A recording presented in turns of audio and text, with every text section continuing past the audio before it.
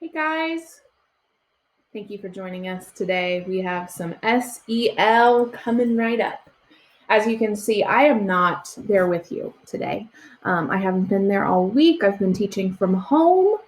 I'm currently quarantined until Monday. So I've missed seeing you guys. I've missed seeing your smiling eyes and your smiling faces when you're in lunch. And yeah, we're going to get started. Today, we're going to be talking about what it means to predict feelings. We'll get into that in a second. The first thing I want us to do is to watch the Walk, Walk, Walk music video. This time, I want you to listen for how many times you hear the phrase, try to understand.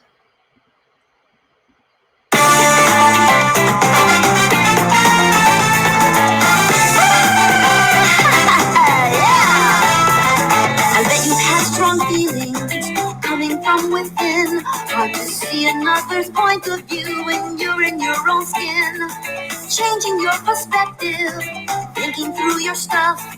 Sympathy's not easy when the going gets rough. You know that it may be hard to think it through. Other people feeling different because they're not you. You gotta walk in their shoes. Take a look and see what they're seeing. Walk in their shoes. Try to understand what it would feel like to be them. You gotta walk in their shoes. Sympathy is what we're saying. Recognize those feelings. You felt them too. That's empathy.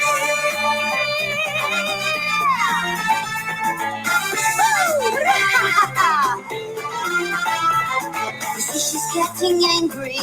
You felt that feeling too. And there is jealous, scared, strong emotions through and through. Sympathy's the pathway to recognize and walk, so you can dish out some compassion and really walk the talk. People showing strong feelings, what do? Show them that you get it. Treat them with kindness, through and through. You gotta walk in their shoes.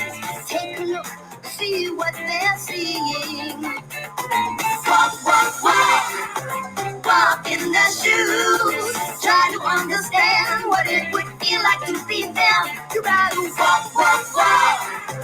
walk in their shoes. Sympathy is what we're saying. Recognize those feelings and reach out to empathy.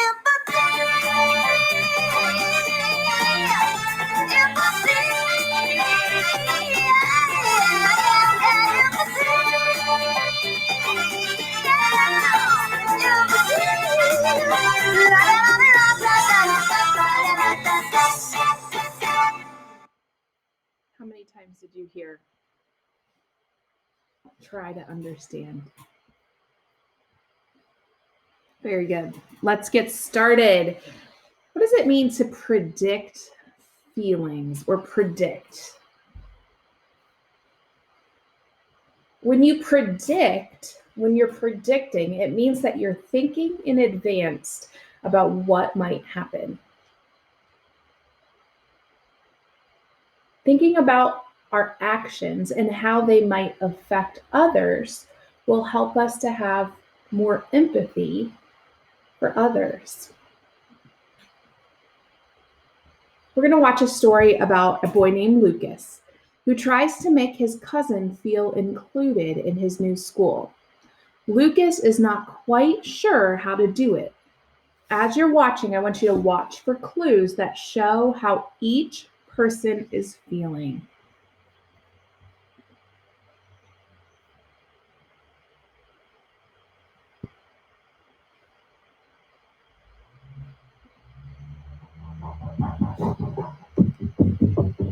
My mom is sick, so I'm staying with my Aunt Letty and cousin Lucas.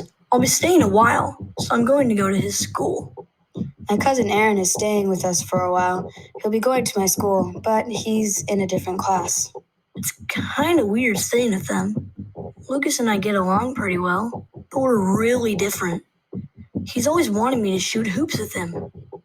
I'm not that into sports, especially basketball. I'd rather read or play a video game. So today is Aaron's first day at my school. My mom says I have to make him feel welcome. I mean, I'm glad he's staying with us. I just don't want to be responsible for him all the time.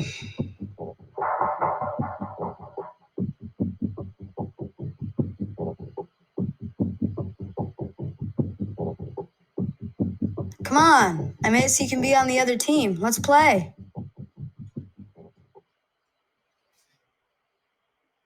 Think about how Aaron might be feeling having to start at a new school. How's he feeling? Now, how can you tell? How can you tell Aaron is feeling that way? You can tell because he looked sad.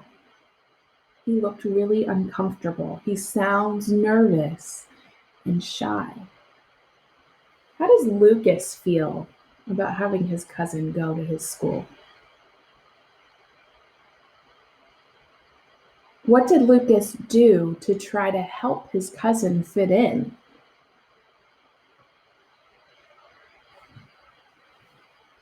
Did Aaron look like he wanted to play basketball?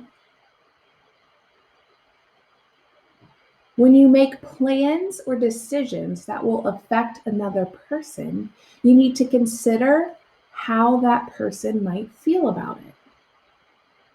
When you consider how somebody else might feel, it's called predicting feelings. What do you think? If Lucas had tried to predict how Aaron would feel about playing basketball, what do you think he would have realized? If Lucas had tried to predict how Aaron would feel about playing basketball, what would he have realized?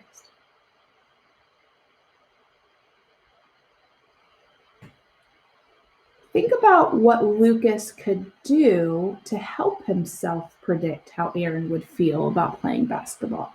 What could Lucas do to help himself predict how Aaron would feel?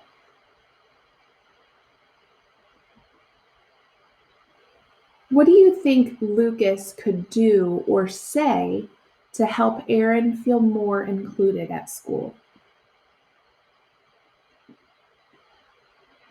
Let's see what Lucas decides to do in the next day.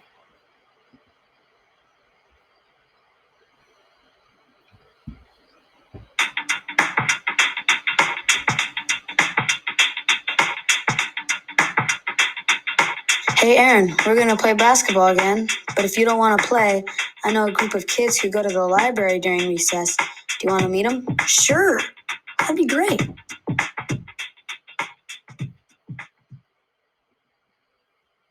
What did you notice? What did he do different this time?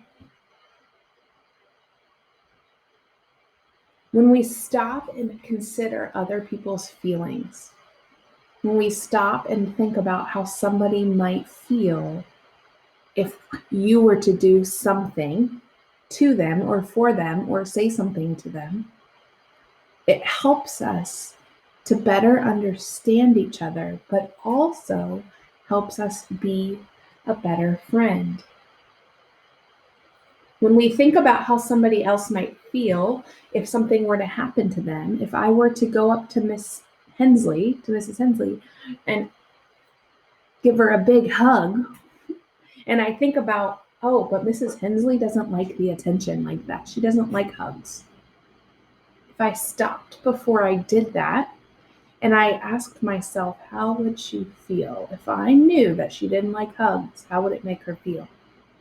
And I would realize, oh, it might make her feel uncomfortable. That helps me to be a better friend. When we think about how somebody else might feel, we're helping ourselves become the better friend. We don't want to hurt other people's feelings. We want to be respectful.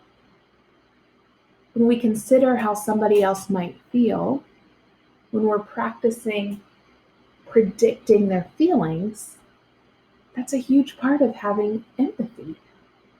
We can get along better with others if we stop ourselves and think about how our actions can impact them. I want you to think right now. What is one time in your day where it might be important to predict another person's feelings?